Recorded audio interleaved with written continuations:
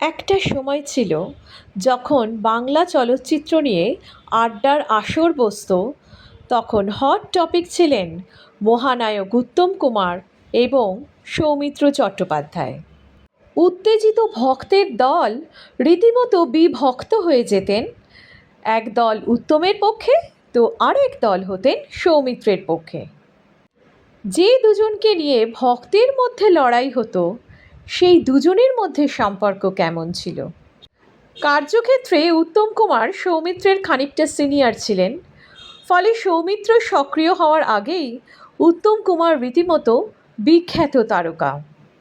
কার্যক্ষেত্রে অবশ্যই রেষারেষি কিংবা প্রতিদ্বন্দ্বিতা থাকবেই, কিন্তু কর্মক্ষেত্রের বাইরে উত্তমদা এবং সৌমিত্র অর্থাৎ পুলু, মহানায়ক উত্তম কুমার সৌমিত্র চট্টোপাধ্যায়কে পুলু নামেই ডাকতেন।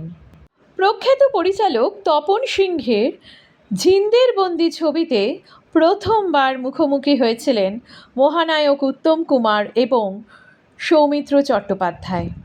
আর তখন থেকেই বাঙালি দর্শকের মনে জন্ম নিয়েছিল এক চিরকালীন তুলনার আগুন। শুধু দর্শকের মনেই নয়, সৌমিত্র নিজেও ছিলেন সচেতন প্রতিদ্বন্দ্বী। জিন্দের বন্দি থেকেই শুরু হয়েছিল তার নীরব প্রয়াস। তপন সিংহের ছবিতে উত্তম কুমারের দ্বৈত চরিত্রের বিপরীতে সৌমিত্রর ময়ূরবাহন এক অপ্রত্যাশিত ঝলক। নবাগত হয়েও তিনি এমন এক খলনায়ক চরিত্রে অভিনয় করলেন যা দর্শক এবং সমালোচকদের চোখ তাকে আলাদা করে চিহ্নিত করল। উত্তম কুমারের বিপরীতে প্রতিটি দৃশ্যেই সৌমিত্রের অভিনয় ছিল এতটাই তীক্ষ্ণ যে তিনি মহানায়ককে পর্দায় চ্যালেঞ্জ জানিয়েছিলেন। বিশেষ করে উত্তম সৌমিত্রর প্রথম দৃশ্যে ময়ূর বাহনের সেই ক্রূর হাসি, যা চিত্রনাট্যে ছিল না, কিন্তু সেটে তাৎক্ষণিক সিদ্ধান্তে সৌমিত্র এমন এক মুহূর্তের সৃষ্টি করেছিলেন যা আজও মানুষ ভুলতে পারেনি। অনবদ্য অভিনয় করে সৌমিত্র চট্টোপাধ্যায় সেদিন বুঝিয়ে দিয়েছিলেন যে তিনি মহানায়ককে চ্যালেঞ্জ জানাতে পারেন। তবে তাঁরা একে অপরের কাজের প্রতি ভীষণ শ্রদ্ধাশীল ছিলেন। সৌমিত্র চট্টোপাধ্যায় নিজেই বলেছেন যে আমার মধ্যে কখনোই কম্পিটিশন কাজ করেনি এমনটা বলবো না, তবে এই সমাজ আমাদের মাঝে ওই প্রতিযোগিতাকে যেভাবে দেখত সেটা ছিল না। উত্তম কুমারের স্টারডমকে সম্মান করতেন সৌমিত্র, তার অভিনয় উপভোগ করতেন এবং আরেক জায়গায় তিনি বলেছেন যে তাঁরও প্রিয় নায়ক হলেন মহানায়ক। জিন্দের বন্দি ছবিতে দুজনে মুখোমুখি অভিনয় করলেও তার বহু আগে থেকে সৌমিত্র চট্টোপাধ্যায়কে উত্তম কুমার চিনতেন, কারণ সৌমিত্র চট্টোপাধ্যায়ের ভগ্নিপতি উত্তম কুমারের খুব ভালো বন্ধু ছিলেন। বোনের বিয়েতেই তাদের প্রথম দেখা হয়েছিল। তারপর জিন্দের বন্দি ছবির মাধ্যমে তাদের দুজনের অভিনয় জীবন একসাথে শুরু হলো। এরপর এই দুই কিংবদন্তি উত্তম কুমার ও সৌমিত্র চট্টোপাধ্যায় জুটি বেঁধে বেশ কিছু চলচ্চিত্রে অভিনয় করেছেন। স্ত্রী, দেবদাস, দর্পচূর্ণ, পক্ষীরাজ, অপরিচিত, নকল সোনা, যদি জানতেন, প্রতিশোধ।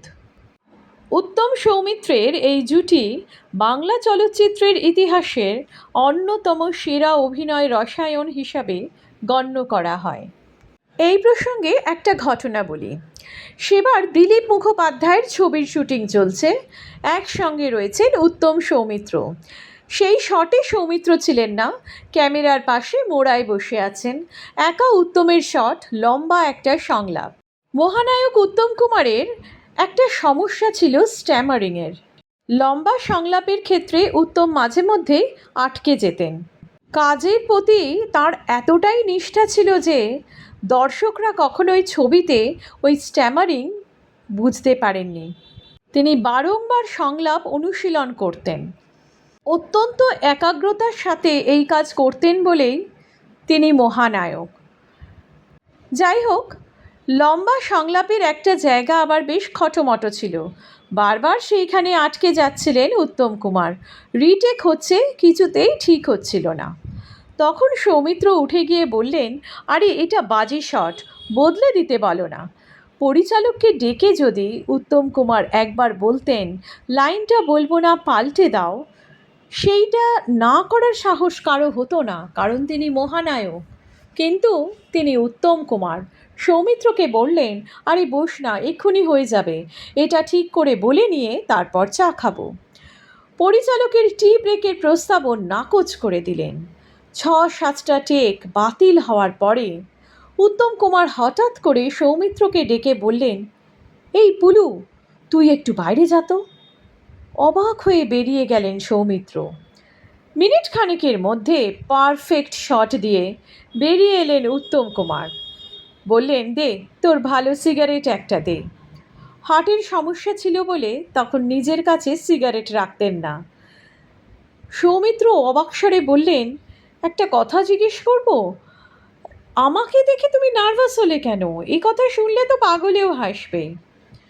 তখন মহানায়ক উত্তম কুমার বললেন, না রে, নার্ভাস লাগছিল না, তোকে দেখে ভীষণ সেলফ কনসিয়াস লাগছিল।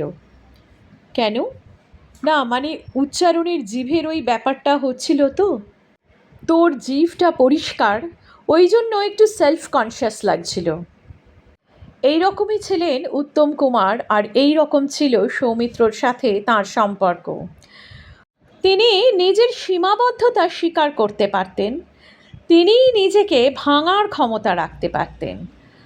বাস্তবের স্ট্যামারিং কতখানি পরিশ্রম করে দর্শকদের বিন্দুমাত্র বুঝতে দেননি, তা তাঁর সহকর্মীরা দেখেছেন। সৌমিত্র দেখেছেন, শ্রদ্ধা বেড়েছে, বন্ধুত্ব গভীর থেকে গভীরতর হয়েছে। দুজনের মধ্যে এত সুন্দর সম্পর্ক ছিল, কিন্তু সেই সৌমিত্র একবার উত্তমের পা ধরে ক্ষমা চেয়েছিলেন। কেন? 60-এর দশকের কাছাকাছি এসে অভিনেত্রী সংঘ ভেঙে গেল, তৈরি হলো শিল্পী সংসদ। তার অনেক রকম কারণ ছিল। অনেক শিল্পীদের মধ্যে ভাগ হয়ে গিয়েছিলেন অভিনেত্রী সংঘ আর শিল্পী সংসদ। সেই রকমই ভাগ হয়ে গিয়েছিলেন উত্তম কুমার এবং সৌমিত্র চট্টোপাধ্যায়। অভিনেত্রী সংঘতে রয়ে গেলেন সৌমিত্র চট্টোপাধ্যায়, এবং অন্যদিকে বিকাশ রায় উত্তম চলে গেলেন শিল্পী সংসদে। সেই সময় প্রত্যেক বছর বসুশ্রীতে পয়লা বৈশাখে একটি অনুষ্ঠান হতো। অভিনেতারা আসতেন, আড্ডা দিতেন, কোলাকুলি করতেন, কুশল বিনিময় হতো। ভাগাভাগির পরের বছরের ঘটনা, সেবার সৌমিত্রর পৌঁছতে একটু দেরি হয়েছে। সেখানে গিয়ে দেখলেন ভানু বন্দ্যোপাধ্যায় এবং উত্তম পাশাপাশি বসে খুব গল্প করছেন। দুজনে কিন্তু দুই শিবিরের, একজন অভিনেত্রী সংঘের আর একজন শিল্পী সংসদের। তখন দুই শিবিরের মধ্যে দেখা হলে তর্ক বিতর্ক, ঝগড়াঝাঁটি, বাকযুদ্ধ চলত। কিন্তু উত্তম এবং ভানু দিব্যি বসে গল্প করছেন। সৌমিত্র এগিয়ে গিয়ে ভানুকে পায়ে হাত দিয়ে প্রণাম করলেন। পাশেই উত্তম দা। বিরোধী শিবির কী করবেন বুঝতে না পেরে হাত ধরে শুভ নববর্ষ বললেন। সেই মুহূর্তে রাগে দুঃখে এক বুক অভিমান নিয়ে সৌমিত্রকে উত্তম কুমার বললেন, বড় ভাই, পায়ে হাত দিয়ে প্রণাম করতে পারিস না? দাদার অভিমানের স্রোতে ভাইয়ের যাবতীয় বিরোধ ভাসিয়ে নিয়ে গেল। লজ্জায় অনুতপ্ত হয়ে উত্তমের পা জড়িয়ে ধরে সৌমিত্র বললেন, আমাকে মাপ করে দাও, আমার অন্যায় হয়ে গেছে। হাত ধরে টেনে তুলে আদরের পুলুকে বুকে জড়িয়ে ধরলেন তাঁর উত্তমদা। দুজনের মধ্যে পারস্পরিক সম্পর্ক এতটাই মধুর ছিল যে মাঝে মাঝে তাঁরা যখন আলাপ আলোচনা করতেন বয়স নিয়ে, তখন সৌমিত্র বলতেন যে বুড়ো হয়ে আমরা আবার দুজনে মিলে বুড়ো চরিত্রগুলো করব। তখন অবশ্য মহানায়ক বলতেন, না রে, আমার কিছু ভালো লাগে না।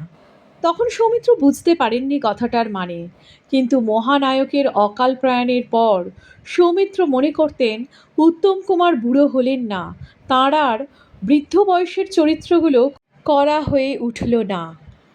সেই নিয়ে তাঁর আক্ষেপ ছিল। উত্তম কুমারের মৃত্যুর পর সৌমিত্রের স্মৃতিচারণে একাধারে ভালোবাসা, শ্রদ্ধা এবং স্বজন হারানোর বেদনা স্পষ্ট হয়ে উঠেছিল।